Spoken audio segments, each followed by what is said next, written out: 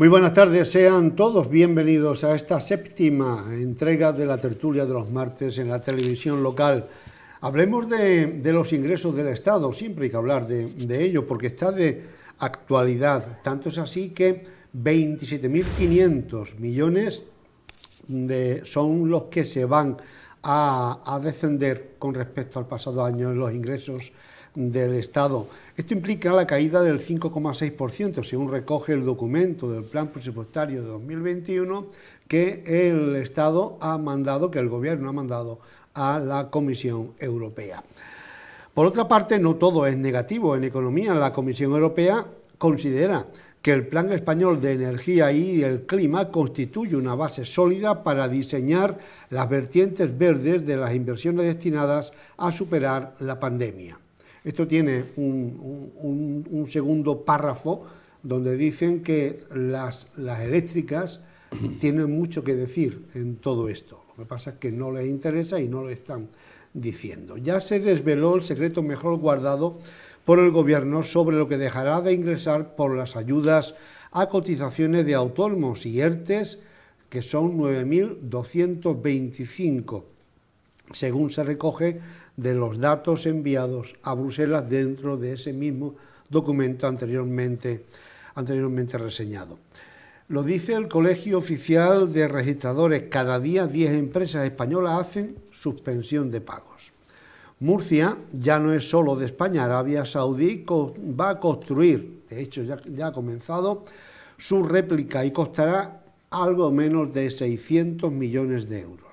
Entre los ministros de Podemos se reparten 19 coches oficiales. Esto ha calado bien en la opinión publicada. Solo Pablo Iglesias tiene a su servicio 5. Hoy ha habido también un tema en el Parlamento con respecto a los presupuestos de gastos tanto del Congreso como del Senado, y ha habido jaleo por cuanto que se pretendía por parte del equipo gobernante de ambos dos la subida de sueldos de sus señorías, a lo que se ha opuesto la oposición y lógicamente han tenido que recular en lo que era su intención, de tal manera que el presupuesto aprobado es exactamente igual al del pasado año.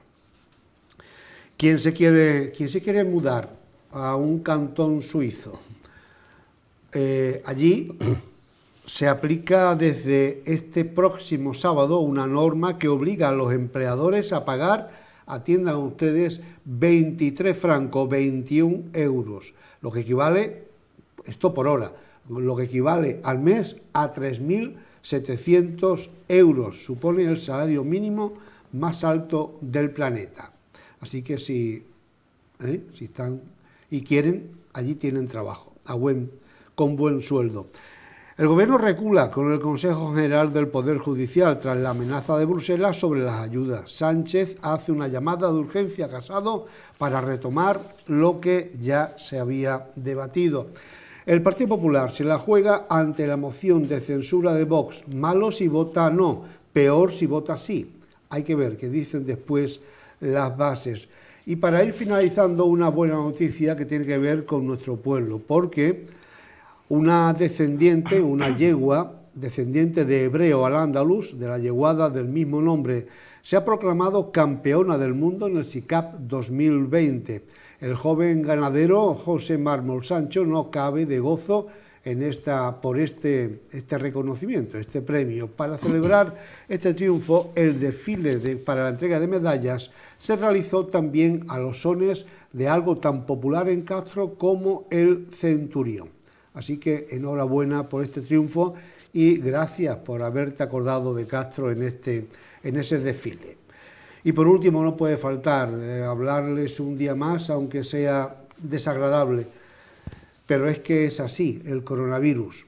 Por muchas medidas que el Gobierno ponga, por muchas historias que cada una de las comunidades vayan poniendo en el camino, si nosotros no ponemos lo que hay que poner, que es sensatez, sentido común y responsabilidad, nada vamos a conseguir.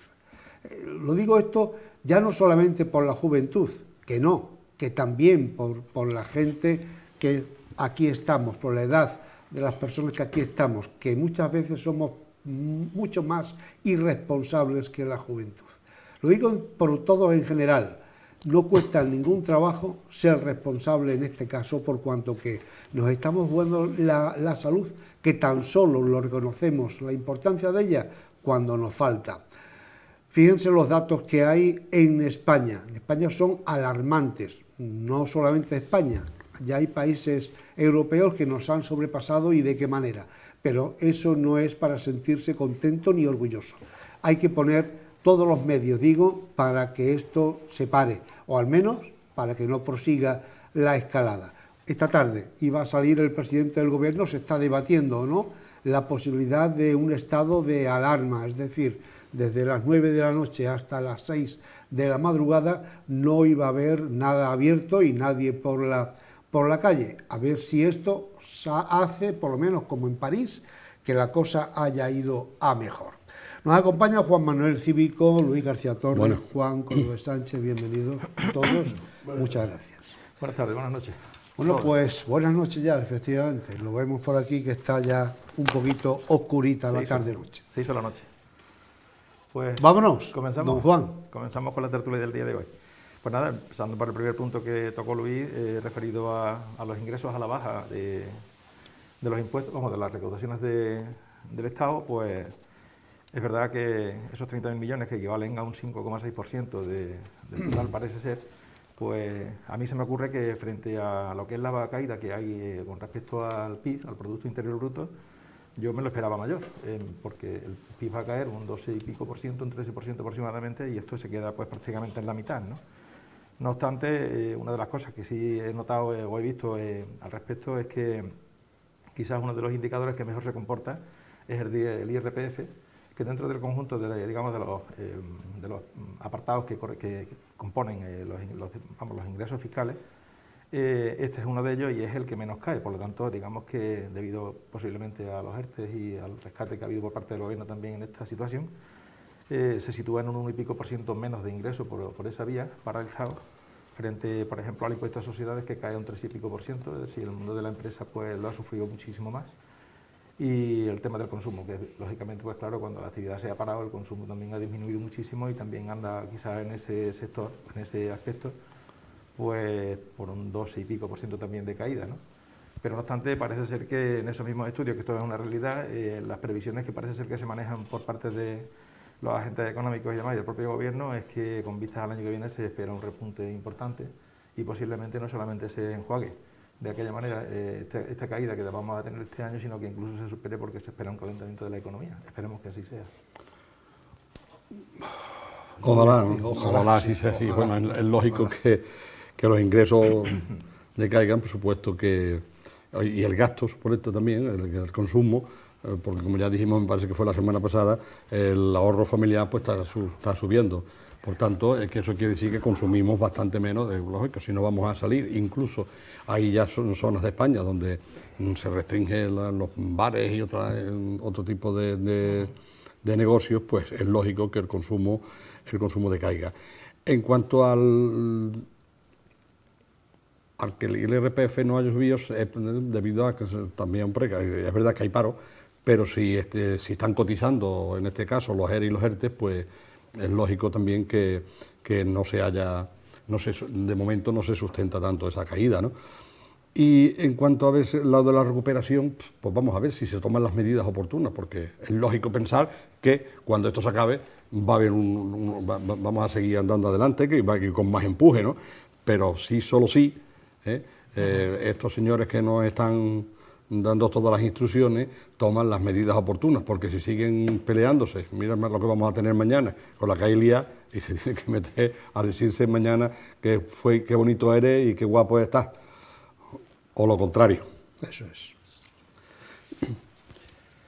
Bueno, pues, ¿qué queréis que os diga de los números? Los números, como ha dado Juan Manuel, lógicamente son los que el gobierno ha puesto sobre la mesa para mandar el cuadro macro, me imagino, a Bruselas.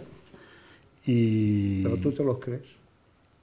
Pues es que ya te has adelantado, yo voy a decir que esto tiene la credibilidad que se merece un gobierno, que esperemos que sea la mayor posible, pero lógicamente pues tendrá que ser Bruselas quien le diga me cuadra o no me cuadra, ¿no? De cualquier manera, no tiene excesiva repercusión estas recaudaciones, porque si os fijáis son cantidades asumibles en comparación con los dineros que vamos a recibir de Bruselas, ¿no? Bueno, ojo. Sí, lo de los 71.000 millones. Ahora hablaremos de eso. Bien, ahora hablaremos de eso. Ahora hablaremos de eso.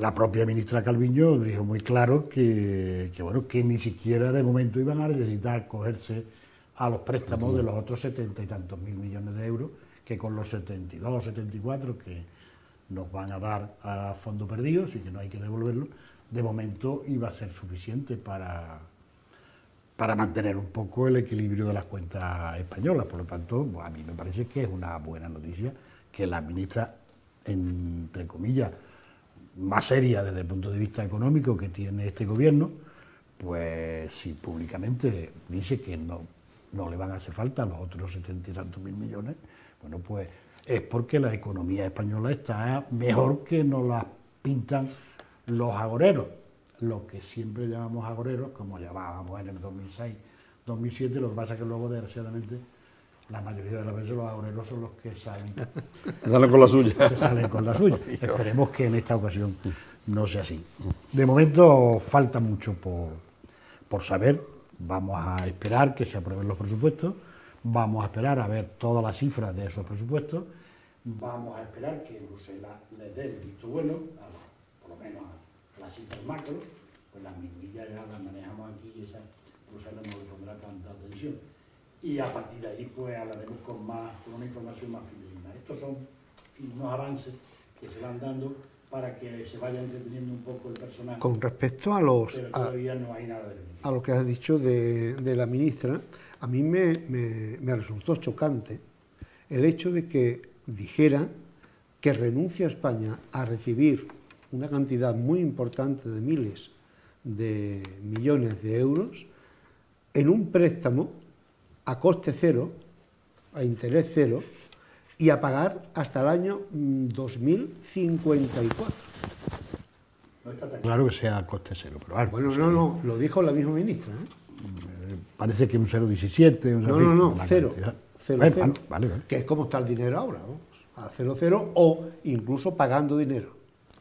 Pues al final no salen esas cuentas. Bueno, sí, pero es muy bonito decirlo. Sí, pero de todas formas tienes esa trampa. Sí, de cara sí, la trampa la tienes, la trampa está ahí. Que sí, cuando tú mañana vayas a pedirle a aquel que tiene aquel grupo financiero que tiene eso, dice, pues usted, yo le voy a dar eso, pero tenga usted que usted tiene eso atrasado. No, que tiene usted que pagar esto. Sí, lo va a pagar periquito de los palotes. No, lo que decían los economistas que estaban sentados en la mesa, dice, es que está muy claro, si usted va a pagar algo que nos van a prestar a un interés, los 70 y tantos mil millones, y ahora te están ofreciendo estos 50 y tantos mil o 60 y tantos mil a interés cero, use usted ese dinero para lo que iba a usar el crédito de eso y se está ahorrando un dinero de interés. Creo que es muy lógico, ¿no? Sí, pero eso es una cuenta engañosa. No, es una cuenta. No, son engañosas. Es una cuenta. Sí. Porque como así me te lo gastes más, que es lo más probable. Pero ya estamos hablando de eso. Si es que yo no me fío de que se lo gasten bien. Por eso me alegra de que no cojan esa trampa para tu nieto o para tu tataranieto. Bueno, eso ya es otra cosa.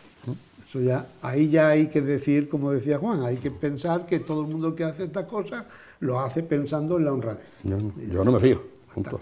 Hombre, yo pienso que ya va siendo hora de que, hombre, aunque a veces no recibamos muchas muestras para confiar demasiado y ver que las expectativas pueden ser distintas a las que como han sido de aquí para atrás, pero yo creo que deberíamos pensar, hombre, en positivo con respecto, primeramente, a las ayudas que en este caso la Unión Europea se ha planteado dar a los países del sur, que muy contrariamente a la anterior crisis del 2008, pues han visto que la solución de entonces quizás no sería la válida de ahora y ven desde otra panorámica la situación y se preocupan por nosotros un poquito, ¿no?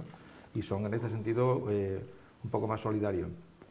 También es verdad que las exigencias que por parte de la Unión Europea va a haber para que el dinero se emplee de una manera correcta y en proyectos que sean viables y a futuro, pues eso va a estar encima de la mesa. Los dineros no van a venir así, ahí los tienes en un canastito y los gastas como quieres.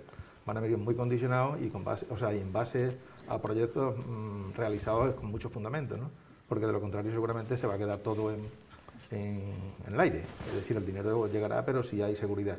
seguridad en cuanto a que sus inversiones vayan a eso, a proyectos que vengan a remodelar un poco el modelo productivo que tenemos en España, basado en el ladrillo y en fin, y en la especulación y la economía financiera, y a cambiar también esto pues para que a futuro la estabilidad económica de nuestro país pues pueda ser un poco más solvente y más segura, ¿no?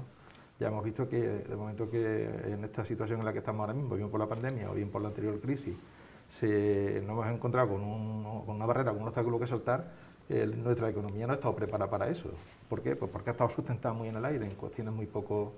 En cambio vemos como los países de Europa, por ejemplo, que su economía la tienen basada también en el sector industrial y en nuevas tecnologías, en fin, y en sectores que son mucho más fiables y mucho más seguros, pues han podido sortear y superar la situación de una manera muy diferente a la nuestra. Nosotros lo estamos sufriendo muchísimo más y estamos viendo cómo estamos prácticamente en el esqueleto, ¿no? Esperemos que la gente joven que tenemos en los gobiernos, en el actual y en el que pueda venir a futuro, puedan ver las cosas de otro modo distinto y dar una orientación distinta a la inversión del dinero público, porque la verdad es que nos va mucho en juego, ¿no? No podemos dejar un país hipotecado a futuras generaciones de una manera tan drástica como la tenemos ahora mismo, porque la deuda prácticamente en el país es prácticamente impagable, yo no sé.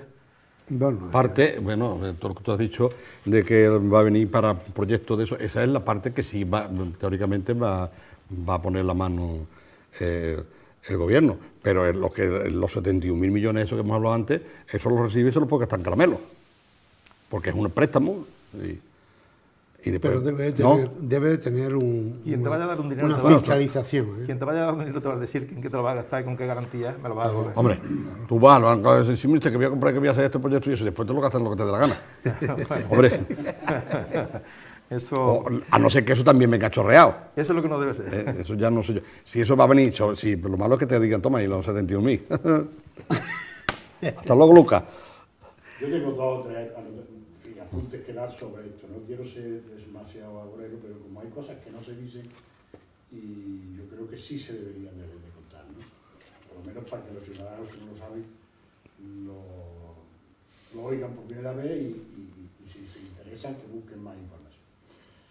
Aquí llevamos ya un mes oyendo hablar de que Europa nos va a dar 144.000 millones. 136 millones con 20 céntimos. Los 20 céntimos también son importantes, ¿no? Bien, 70 y tantos mil millones en ingresos a fondo perdido, si no hay que devolverlo, y otros 70 y tantos que nos dan en préstamos para dedicarlos a proyectos concretos en unas líneas básicas que ya tiene Europa. Esos dineros, todo el mundo debe de saber que tienen que salir de algún sitio y salen de los presupuestos de la Comunidad Económica Europea. Esos presupuestos se han incrementado para los próximos 7 años, se han incrementado en una cantidad X que sea capaz de absorber lo que se les va a dar a los países a los que se les va a ayudar como consecuencia de esta pandemia. Si nos venimos a España concretamente, España durante esos 7 años tiene que aumentar su aportación al presupuesto comunitario en 6.000 millones de euros anuales.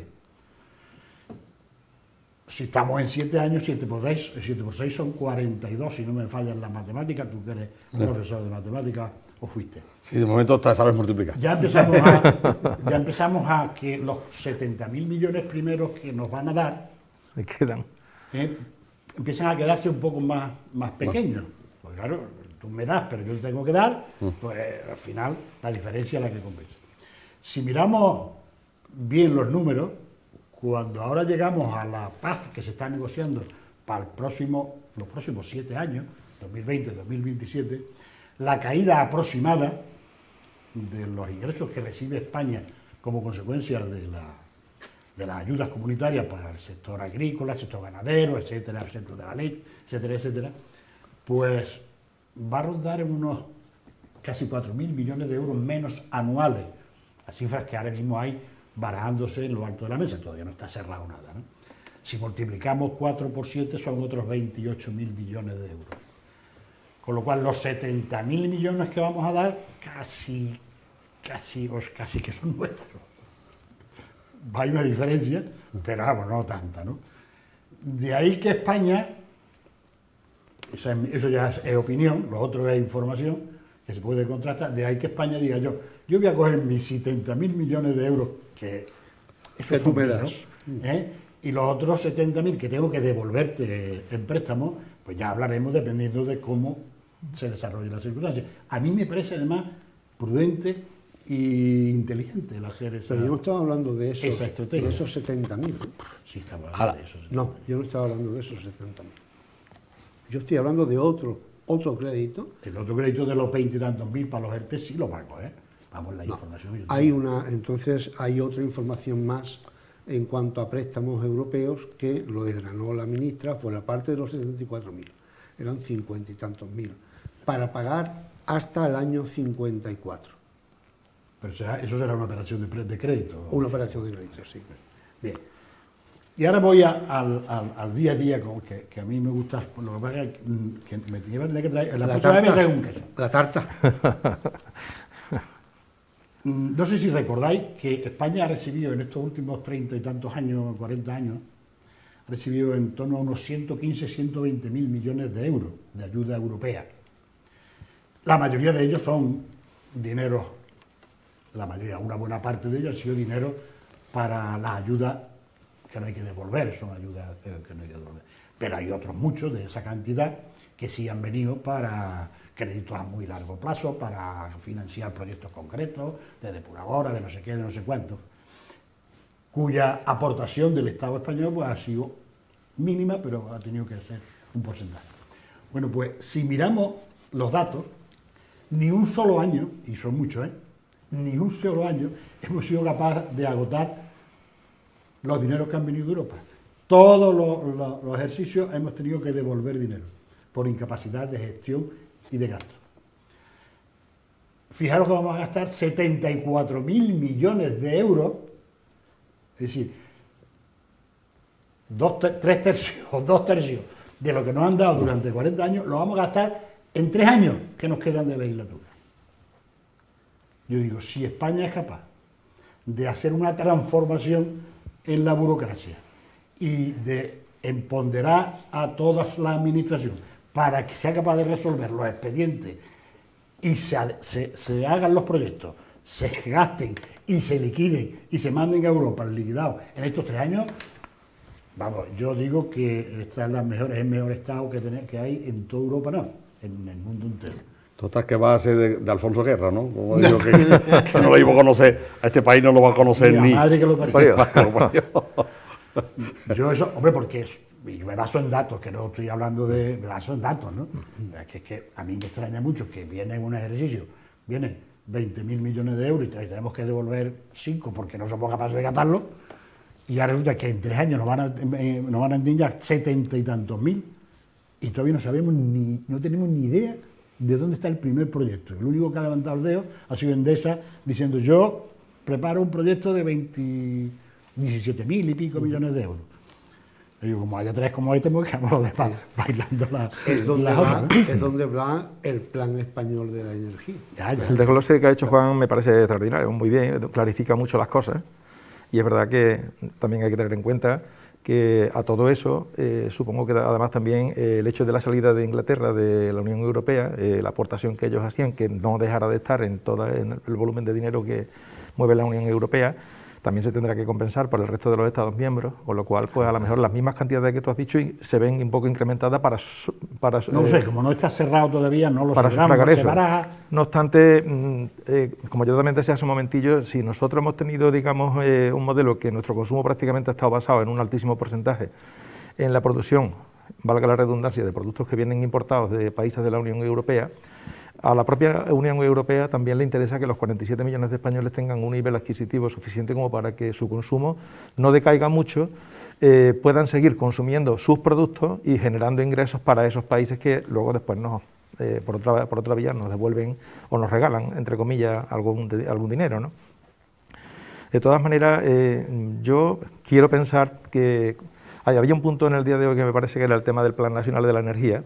Es que va ligado a lo que Juan exactamente, que de alguna manera viene también a solaparse de alguna manera con los argumentos que Juan ha expuesto con respecto a sus dudas sobre la posibilidad de inversión o no en tiempo real de todo esto.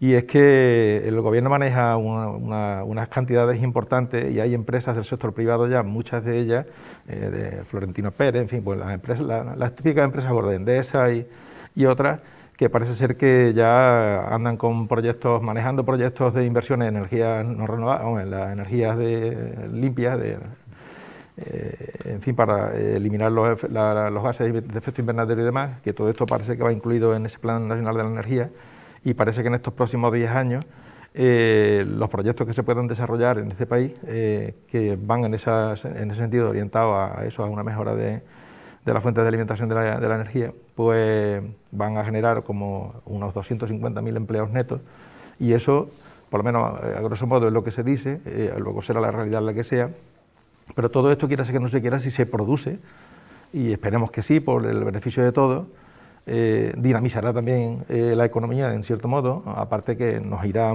haciendo salir digamos, de un poco en el segmento en el que nos movemos en cuanto a fuentes de energía, y todo esto pues yo creo que va en la buena dirección.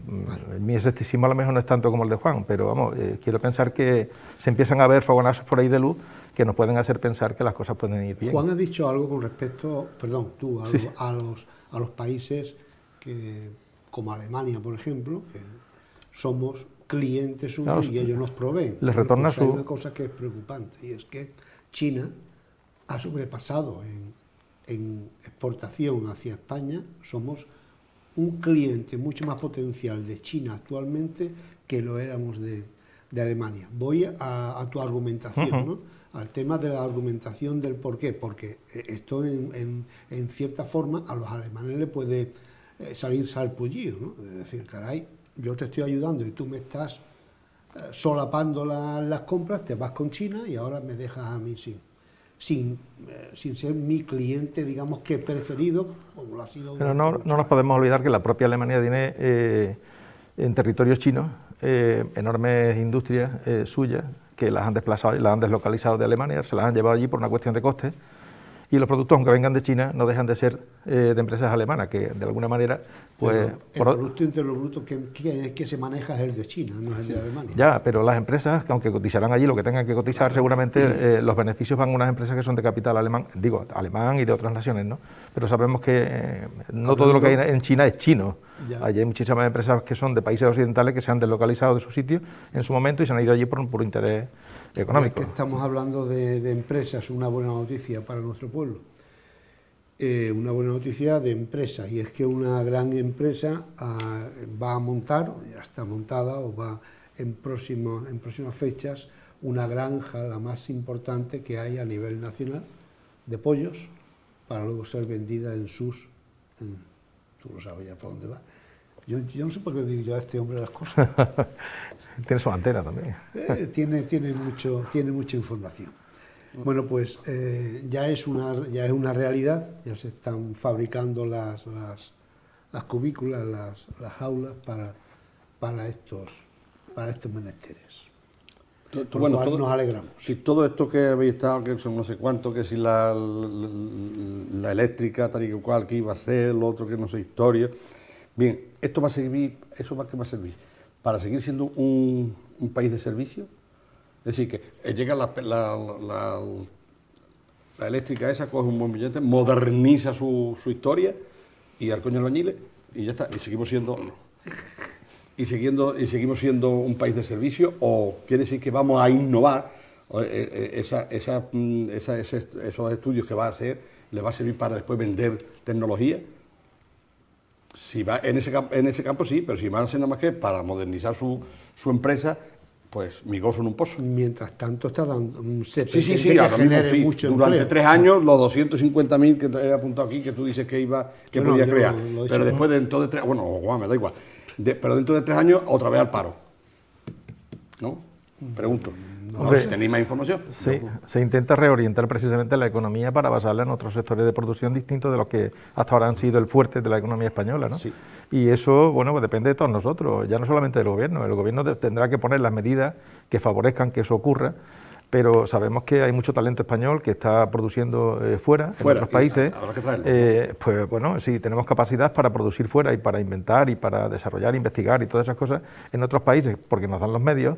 si los medios los tenemos aquí, los ponemos a disposición de todo ese talento que hay, pues porque no poco a poco, esto no son, digamos que no son movimientos inmediatos, pero la tendencia sí se tiene que ir orientando en otra dirección distinta de la que ha sido de aquí para atrás, si no, dentro de 20 años seguiremos lamentándonos lo mismo que lo estamos haciendo ahora mismo, y yo creo que esto es responsabilidad de todos, no solamente del gobierno que en su momento esté en la Moncloa, es que los españoles tenemos que empezar a tomar un poquito conciencia de que también nosotros tenemos una responsabilidad cada uno, la que le corresponda.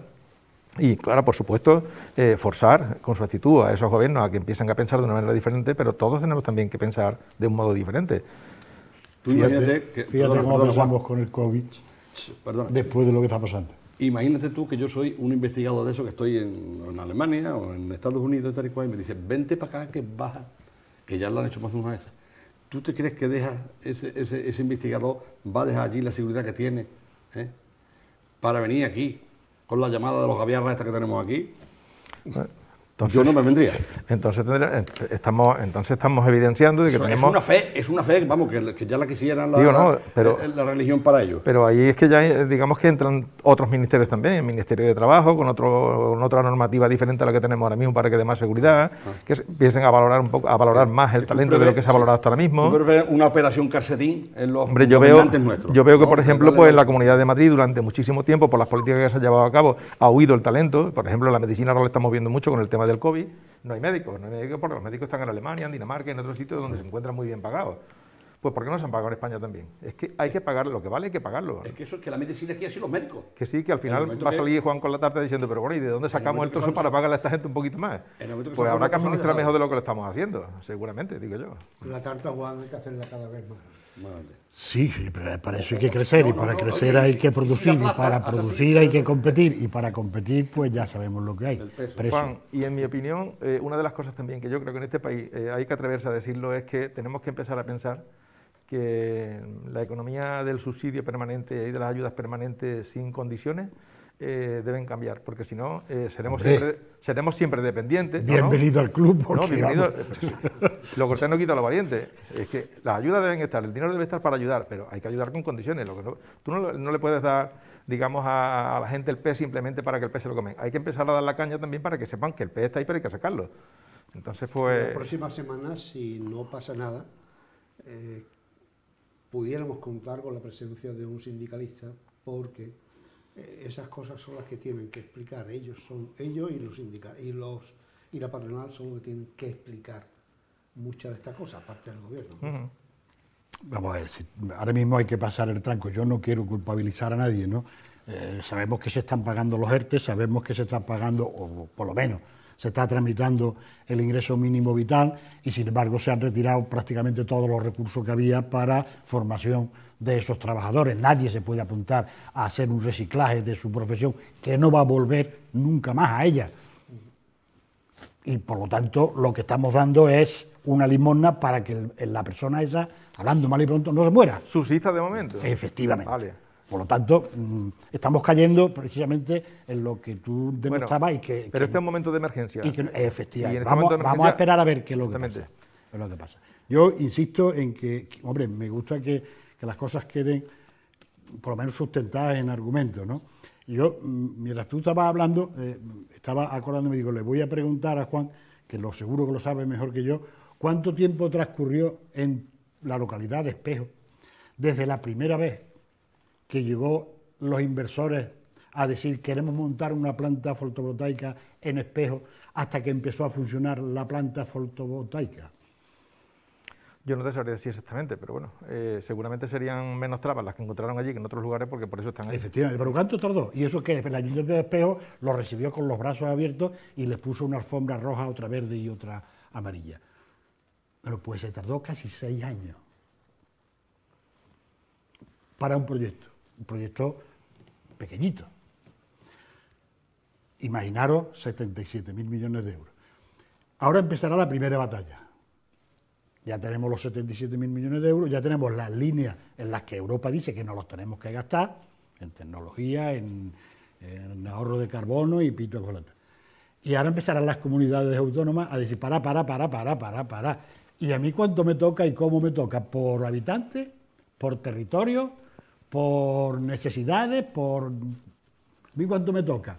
Hoy mismo habéis oído al señor presidente de la Comunidad Autónoma Andaluza solicitar el apoyo del Partido Socialista de Andalucía para exigirle al gobierno que de esos 70 y tantos mil millones a Andalucía le corren 23.000, porque son 10 y no sé cuántos del proyecto, más los 4.000 famosos que la Susana le pedía a Rajoy, pues que ahora se lo pidamos a Sánchez. Mientras que él baja sus impuestos.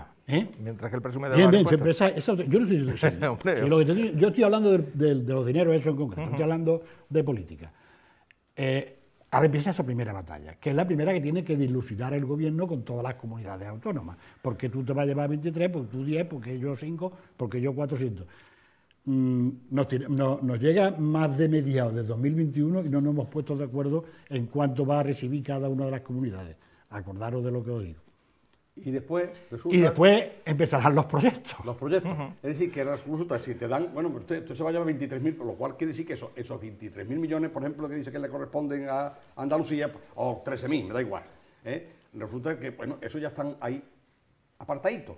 Si ahora resulta que Andalucía no consigue proyectos para eso, ¿qué pasa con ese dinero? Que se devuelve después, como tú bien has dicho, que no se ejecutaron todo lo que vino durante esa... Efectivo. Pero si es que de ese mal, si yo creo que aprendemos. de ese mal venimos adoleciendo en todo y por todo, porque con los fondos del COVID que el gobierno puso a disposición de las comunidades autónomas, hay casos, por ejemplo, que es de escándalo, porque, por ejemplo, a la Comunidad de Madrid se le dieron 1.500 millones de euros y ahora mismo le preguntas cuántos fueron directamente a parar a sanidad, contratación de médicos, rastreadores y todas esas cosas, y resulta que ni una cuarta parte.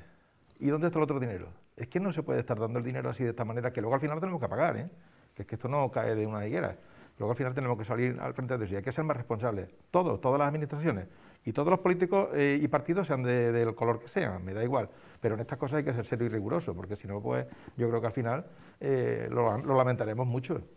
Y quería matizar un poquitín en el tema que ha dicho Juan, del tema de las placas solares, porque se me viene a la cabeza una cosilla. Y es que cuando todos los días paso, por ejemplo, de Montilla hacia acá, y veo la inmensidad que hay ahí de tierra fértil, ya tapada precisamente y hormigonada en muchos casos, con las placas solares, empiezo a pensar que está muy bien, porque estamos cambiando la fuente de energía, pero estamos, digamos, sustituyendo un problema y creando otro.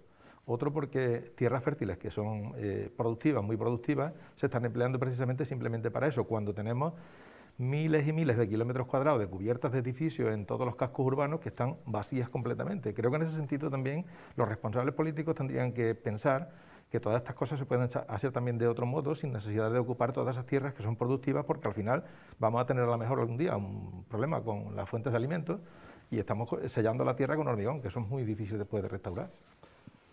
Yo creo que lo hacen bien, Juan. Yo creo que lo hacen bien porque están consiguiendo una energía verde que por el plan que tú persigues de pequeños huertecitos en cada casa, en ningún caso vas a tener esa fuente de energía tan potente que eso. Pensaba que me ibas a hablar de la fuente de energía eólica, que también es cierto, se está desperdiciando en muchos de los lugares, por ejemplo, de la provincia de Córdoba, ¿no? Hay lugares impresionantes donde el viento es el que capea y que puede traer esa energía verde, ¿no? Pero en el tema del agrocultivo con respecto a la energía, yo creo que no se sacrifica nada, porque estamos hablando de una cantidad exigua de tierra para lo que realmente es la producción agraria, y estamos hablando de esa exigua cantidad de tierra para lo que es muchos megavatios de electricidad, que son mucho más baratos y que pueden conseguir a la larga que tu recibo y el nuestro sea mucho más bajito en su coste. Ya se están constituyendo muchísimas empresas que están precisamente aglutinando a muchos pequeños que al final hacen uno grueso y empezando en muchos lugares a desarrollar eso, cubrir las cubiertas con placas solares en lugar de, en fin, de otras superficies que puedan ser a lo mejor dedicadas a otras cosas más. En Sevilla que ya lo tiene. Es verdad, desperdicia. Pero eso es mucho más lento, hombre, eso es un proceso que tarda muchísimo más. Quiero decir que he introducido el tema, hombre, pues por eso, porque de momento hemos visto todo muy bien, que bueno, una planta solar extraordinario, pero claro, ojo, que estamos tapando cientos y cientos de hectáreas con placas. Y el impacto visual, que es maravilloso. Bueno, en un terreno, en el mar de olivos de Andalucía, de pronto te encuentras con una tela negra allí. Donde le han Como cuando vienes por ahí de Baneso y ves los pisos estos que hay en la calle. La verdad es que en eso que tú acabas de decir, Juan, no se repara mucho. Que en eso que tú acabas de decir de lo que es el daño de imagen, es decir, el aspecto... El impacto visual es impresionante, vamos. Pero Yo lo vi el otro día desde la Torre del Puerto. Que es el único que le han dejado, porque querían otras tierras más. Si yo no te digo yo no te digo que le hayan dejado o no le hayan dejado, yo lo que te digo es que, Sí, que el impacto está ahí, ¿no? En la ver la carretera. Sí. Y ahora pones un letrero y te viene obras públicas, el medio ambiente, los ecologistas y no sé quién, pues ha puesto un letrero de 2 metros, pues eso tiene un impacto visual y medioambiental que es impresionante, eso hay que quitarlo de ahí, que las primillas llegan y se mueren. Hombre. Sí, bueno, eso. Hombre, por favor. Y ahora coge 200 hectáreas y las pone todas allí negras de paneles solares, brillando el sol, que al pajarillo que pase por lo alto lo dejará ciego y ya ese pobrecillo cascará. Es verdad que eso, yo el otro día que estuve no tiene impacto ni medioambiental ni visual. Oye, en la Torre del Puerto, que es uno de los puntos más altos que tiene el término de Castro, y justamente desde allí, al mirar aquí hacia la parte de aquí de Castro, Espejo y eso, lo primero que te choca a la vista, que te salta a la vista es la imagen de las plantas solares de ahí de la carretera de Montilla. Claro, sí. Es impresionante, vamos. Muy bien. Lo dejamos ahí, ¿no? Sí, lo de los coches de Podemos no me lo pregunte a mí, porque me parece muy bien que tengan coches. No, sí, eso es la anécdota. Porque 19 coches son 19 choferes, por lo tanto hay 19 personas que están trabajando. También es verdad. Me podía haber dado uno. Además, los demás también tienen chofer. Que además los demás ministros también tienen chofer. Los demás vienen de los demás también tienen choferes y coches. De la teta no es lo mismo. Hombre, bueno, y los anteriores también lo tuvieron. Pero no han criticado. ¿Cómo se ha predicado? Para ahora caer en el ejemplo. El fango está aquí. No. Bueno, yo veo que Pablo Iglesias llega muchas veces en un taxi a los encuentros. A lo mejor no los usa, los tiene y no los usa. Bueno, pues si no lo usa, mira... ¿Lo habéis visto vosotros también alguna vez? Que yo como, no, yo no. Alguna vez yo lo he visto llegar a citas que ha tenido en algún que otro sitio y a llegar en un taxi, vamos. Hace que tú dices que no lo usa, me acuerdo un chiste que se contaba en eso. Pues encima que lo pagamos no lo usa, peor todavía. O sea, bueno, estamos pagándole al chofer y eso, y además le pagamos el taxi. Pero Juan, eso lo vamos a seguir pagando de todas maneras porque el parque móvil lo vamos a tener, estén esto, no estén esto, vengan los que vengan. Hay que decir que el parque móvil general se ha reducido. Hacen bien. Eso es una buena noticia. Se ha reducido en un número importante de coches. No, yo no iba a hablar de eso, Juan. Yo iba a hablar de la imitación que están haciendo en Arabia Saudí de una ciudad española. Ah, ¿de Murcia? De Murcia. Es curioso cómo yo sabía que monumentos habían desmontado, se lo habían llevado a otros lugares, pero nunca pensaba yo que se iban a fijar una ciudad para hacer miméticamente otra exactamente igual en un país como es Arabia Saudí. ¿Y le ha gustado Murcia? Y le ha gustado Murcia. Ni Cáceres, ni ningún... Si le ha gustado Murcia, se la ha llevado. Bueno, a mí lo que más me gusta de todo esto, ¿sabes qué es? Tú que eres empresario, pues que la mitad de los trabajadores que van a construir allí van a ser murcianos. Eso es bueno. Depende, lo malo que se acostumbren a... Bueno, eso ya... Se acostumbren al calor de allí. Ya no sé qué no es manía, mal menor. Pero en Murcia tampoco está mal el calor. No, ni mucho menos. En fin. Bueno, vamos a algo que realmente creo yo que está todavía en el ambiente y es el tema del COVID. El tema del COVID, que como he dicho en la entrada, pues es preocupante, tan preocupante como que estamos subiendo en número, y las medidas que se están adoptando, cada una hace su parcela, y sin embargo casi ninguna es efectiva. Yo decía que posiblemente el error lo estemos cometiendo nosotros y no el gobierno, que está intentando hacer cosas por el bien de todos, ¿no? Lo del estado de alarma ya funcionó en su momento. Ahora dice el estado de queda o el toque de queda. El toque de queda. En París ha funcionado. No, París lleva 3 días, o sea, sí, no sabemos si ha funcionado. Hablan ya de datos. Sí. Ya con 5 días nada más ya se saben si claro, los datos. eso es lo que tiene pero que no, decir, yo voy a... que protesta dice que está funcionando. No, si es que yo no voy a eso. Yo voy al planteamiento.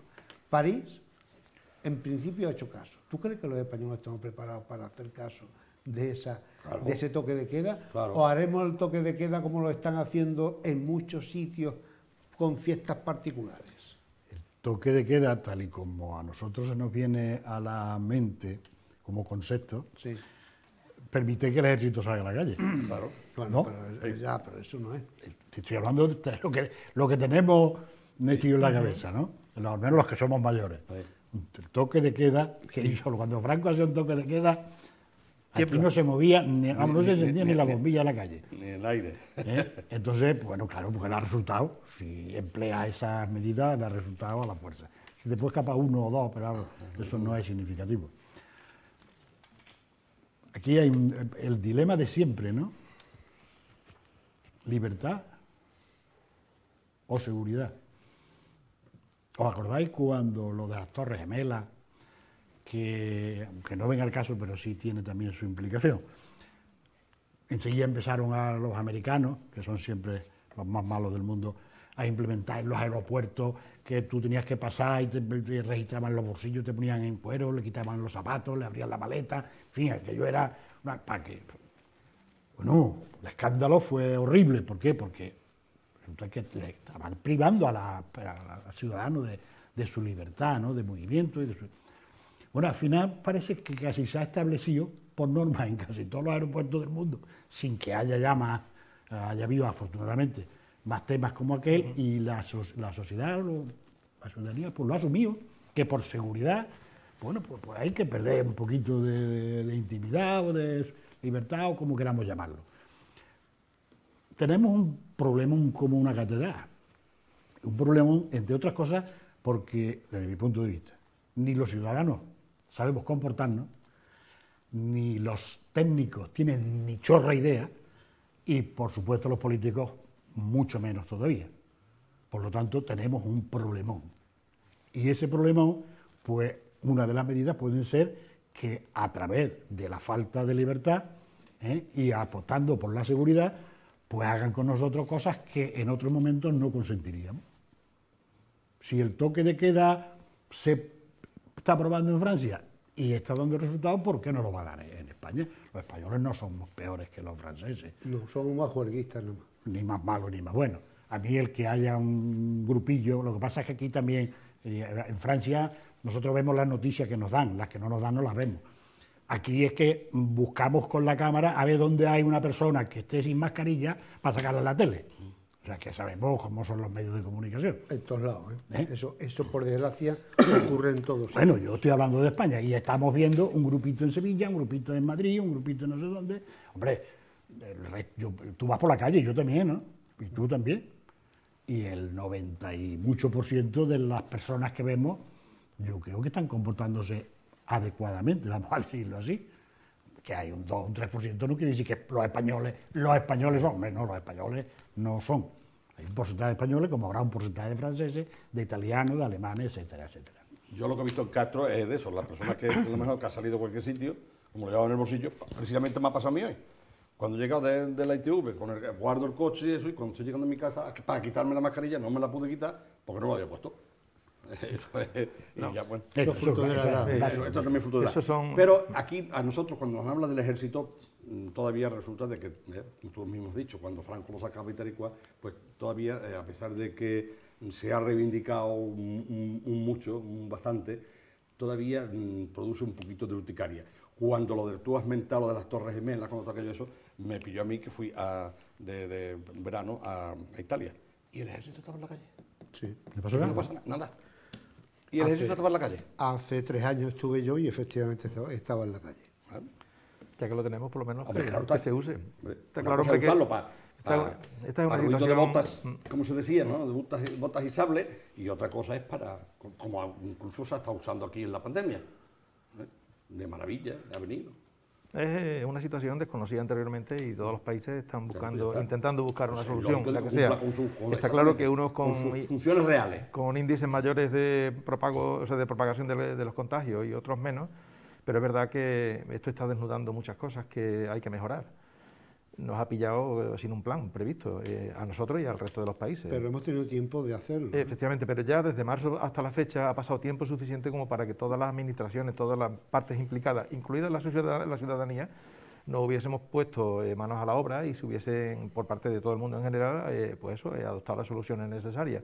Como dice Juan, tú ves a la gente generalmente, y el 90% de la gente va cumpliendo sus normas, van con sus mascarillas, guardan la distancia, como aquí la tenemos, y eso es lo que generalmente se ve. Pero luego te das cuenta también que hay protocolos que están establecidos que parece que no se han parado a pensarlo. No sé si es por una falta de recursos o por qué será, pero está claro que tú tienes, por ejemplo, un niño en una clase de 25 niños y te da positivo, y a ese niño le hacen las pruebas, le detectan el positivo y lo quitan de en medio, ¿vale? Pero es que no le hacen el PCR al niño que está al lado, al otro y al otro y al otro, ni al resto de compañeros de la clase, porque el protocolo dice que no es necesario. Y yo me pregunto, si el virus tarda en incubar un tiempo, ese niño cuando le ha dado la cara ya tenía el virus dentro y ya está conviviendo con un montón más, como tú, en el momento que sale ese caso, no coges y aíslas al resto de los niños hasta que te asegures de que esos niños están limpios. Nos están diciendo que no vayamos en grupos de más de 6 y los niños están en 25 en las clases, y hay niños de edades superiores que están con las mascarillas, pero luego, por ejemplo, en la aula de niños pequeños, pues los niños no están con mascarillas, y eso sí que es un verdadero problema, ¿no? Y además se están dando casos muchos, ¿no? De eso, de niños. Yo conozco el caso muy directamente, y raro es el día que en una clase de una persona que yo tengo en mi casa, mi familia, pues está saliendo un positivo, y ese positivo se lo llevan. Pero es que mañana sale otro, y pasado sale otro. Es decir, no estamos aislando el problema, estamos simplemente parcheando. Y claro, pues eso evidencia de que hay cosas que son mejorables en todos los aspectos. Bueno, pues para finalizar, digo, sería bueno, ¿no?, que felicitemos todos a José Mármol Sancho, este ganadero jovencísimo que ya tuvo un comienzo esperanzador con Hebreo y que poco a poco está dando descendientes en el mundo de caballar, en el mundo de la yeguada, en este caso una campeona del mundo. Eso se llama perseguirla, ¿no?